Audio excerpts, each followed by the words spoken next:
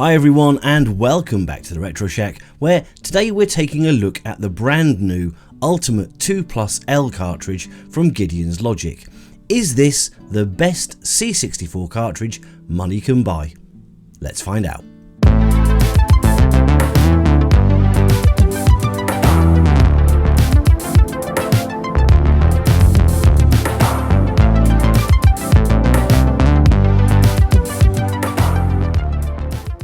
Here at the Shack, we'd like to give a huge thank you to the sponsor for this video, PCBWay. They help us out with all of our PCB fabrication needs and make fantastic boards at amazingly competitive prices. And it's not only PCBs that are on the menu. Apart from other fabrication services like CNC machining, 3D printing, sheet metal fabrication and injection moulding, PCBWay also have a great projects library of cool stuff to build from people all around the world. Oh, and if you don't like waving a soldering iron about, they can even assemble your PCBs for you. That's the PCB way. Right, on with the show. So first things first, a couple of years ago I reviewed the Pi 1541 and Epix Fastload cartridge and perhaps naively asked the question, is this the only C64 cartridge you ever need? There's a link on the screen if you want to pop off and watch that, and I still believe that for most average users who just want a modern 1541 replacement for a relatively cheap price, then yes it is.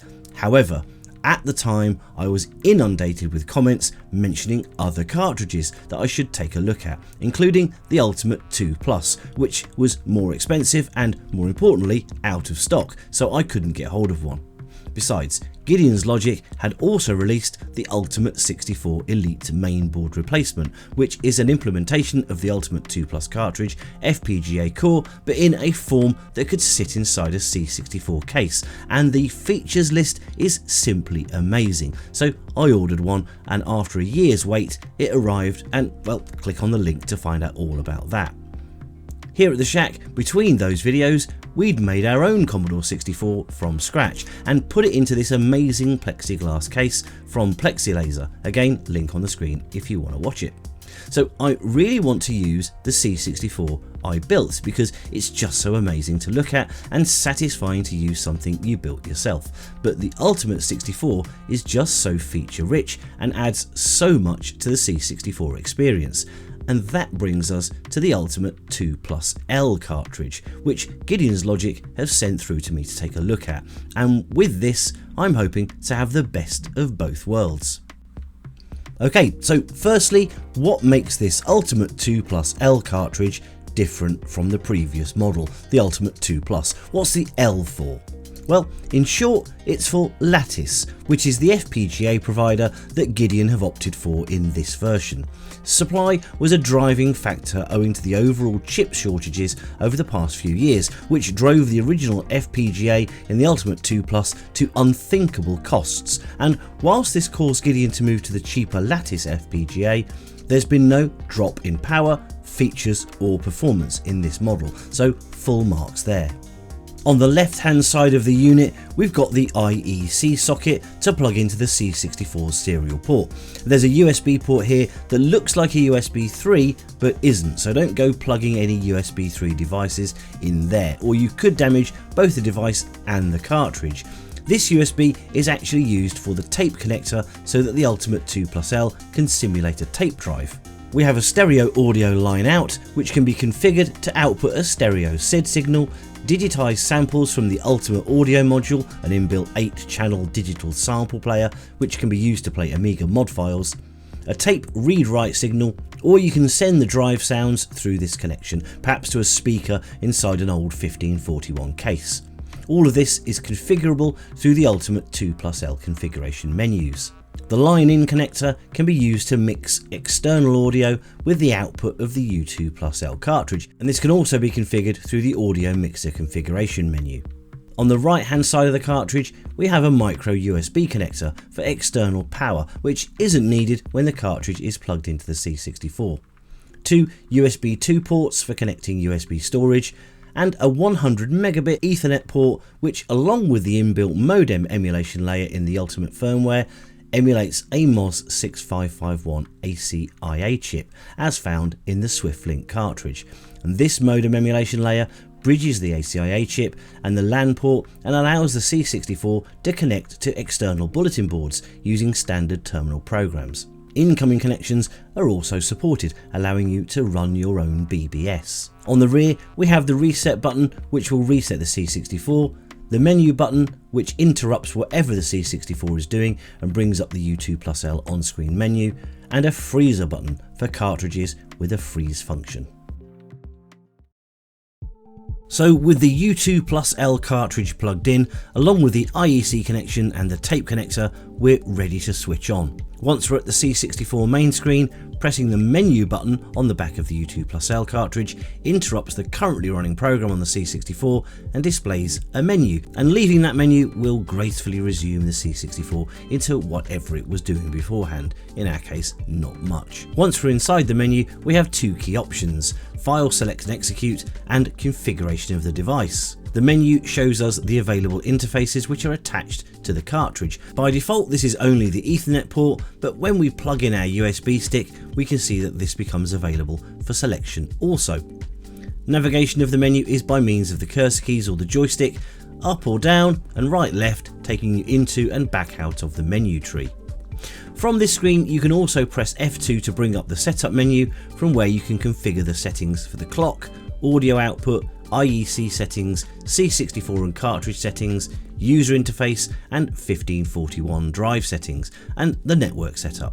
Cartridge emulation will cover all of your standard cartridge requirements, including the Action Replay, Final Cartridge 3, Super Snapshot V5, KCS Power Cartridge and the Epix Fast Loader. You can even emulate all of the RAM expansions right up to 16 MB, useful for GEOS or more modern games such as Sonic the Hedgehog. But the meat and potatoes of this cartridge is of course the 1541 emulation, and like the Pi 1541 cartridge, this device provides cycle accurate emulation of the Commodore 1541 drive. This means that it emulates the drive perfectly, and of course that means it's no slower or in fact faster than the original. Luckily the U2+L can pretend to be a fast loader cartridge also, so that can help a lot with the loading speeds. To do this we'll press F2 and then locate our Epix fast load cartridge file and load that.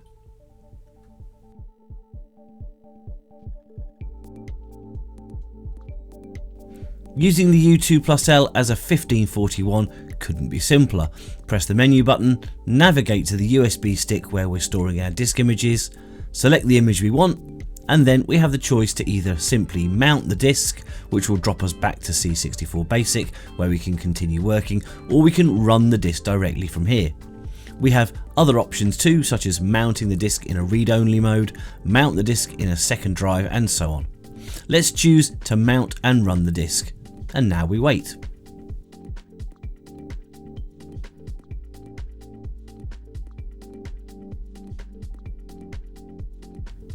And there we have it, simple and effective.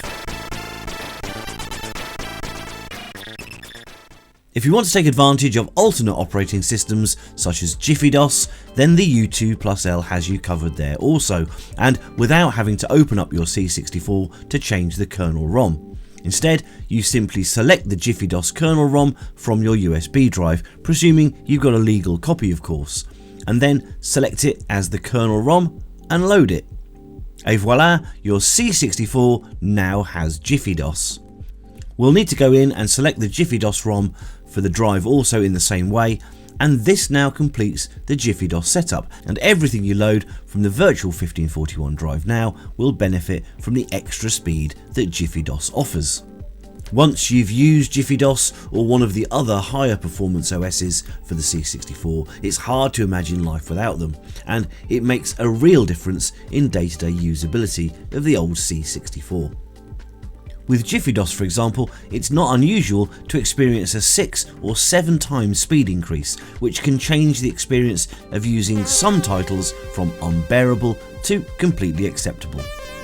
Now, when you combine all of the features of the ultimate II+L cartridge and then add in those REU options, you've got a nicely featured little machine on your hands. Turning on the REU in the U2+L, we can have up to 16 megabytes on tap, which is more than enough for running GEOS and also allows us to load games like Sonic fully into the REU memory.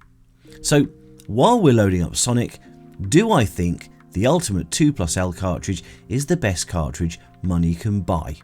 Well, €159 isn't cheap, but when you consider just what you're getting for your money, how much it would cost to buy two 1541 drives, each with Jiffy DOS, all the cartridges you can emulate, the RAM expansion unit, external modems, etc., it's pretty good value.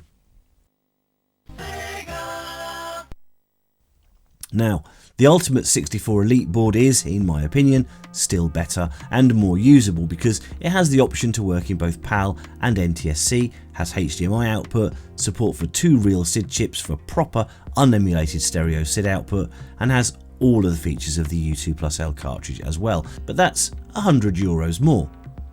And for me, and I suspect many others, the Ultimate II+L cartridge combined with the original C64 hardware is a really nice experience and personally allows me to use my own home-built C64 on a daily basis with all the modern bells and whistles.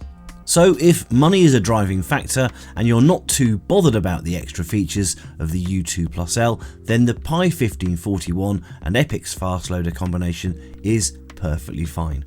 If you want the additions of the RAM expansion, the opportunity to use other kernel and drive ROMs, dual SID functionality and some other cool features, then the Ultimate II+L cartridge is very good value. And if you want the absolute best C64 experience and you're not a massive purist and have a bit of cash lying around, then the Ultimate 64 Elite board is your best bet.